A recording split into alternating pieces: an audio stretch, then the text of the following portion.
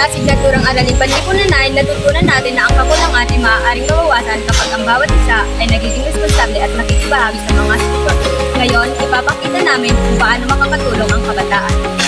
Alam niyo ba na malaki ang epekto ng bagyo sa distribusyon ng bigas? This is Lance! Alam niyo ba na ang bigas ang pangunahing pagkain ng mga tao, kaya hindi dapat tayo nagsasayang nito? Kapag may bagyo, inaasahan na mababa ang ani ng palay sapagkat sinisira nito ang mga pananim. Kaya ang resulta, ang siyang pagbaba ng supply sa merkado na siyang nakakaapekto sa pagtaas ng presyo ng bigas. Kaya ang hinain ng mga magsasaka, Mababa ang kita namin. Tara. ang dapat natin gawin mga kabataan ay kumuha lamang ng pagkain na kaya nating ubusin. Pangalawa, hikayatin ang ating pamilya na huwag magsasayang ng pagkain.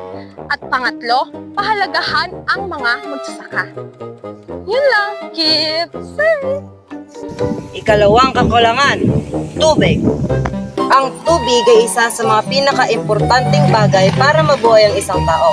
Isipin na ang lugar na ito ay isang damo ay baka ng tubig. Kapag mababa ang atas ng tubig, ibig sabihin lamang nito na mababa rin ang distribusyon ng tubig sa bawat tahanan.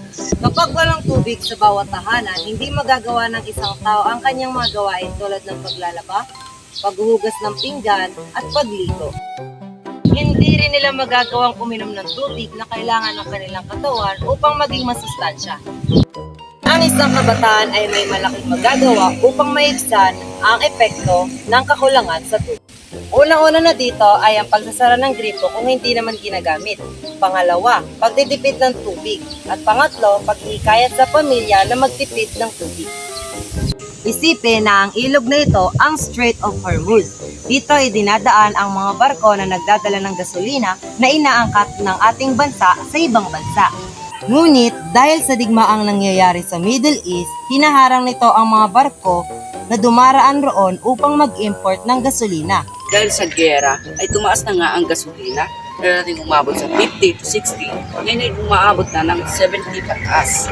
Kapag nagkulang ang supply ng gasolina dahil sa nangyayaring gera, maaaring maapektuhan ang mga transportasyon at mga bilihin.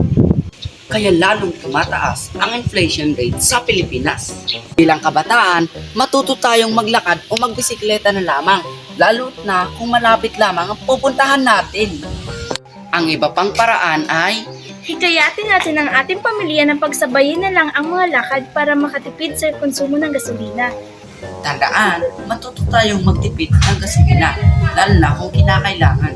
Ako si Kuya Bubbles, ang pangarap ay maging next Kuya Kim. If you want to know about facts, economics, and everything sa mundo, just follow me. And that is what I discovered. Magplano, Pagtipid, At maging responsable. kami ang kabataan. hindi kami naghihintay ng pagbabago. Kami ang nagsisimula nito.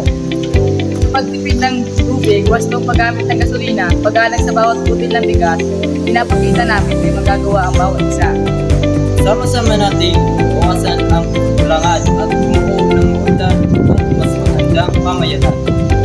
Ating laging tatandaan na ang bawat maliit na pagkilos ng isang kabataan ay maaaring maging malaking hakbang sa paglutas ng kakulangan. Sama-sama nating patunayan na ang kabataan ay hindi lamang pag-asa ng bayan, kundi kabahagi rin ng solusyon.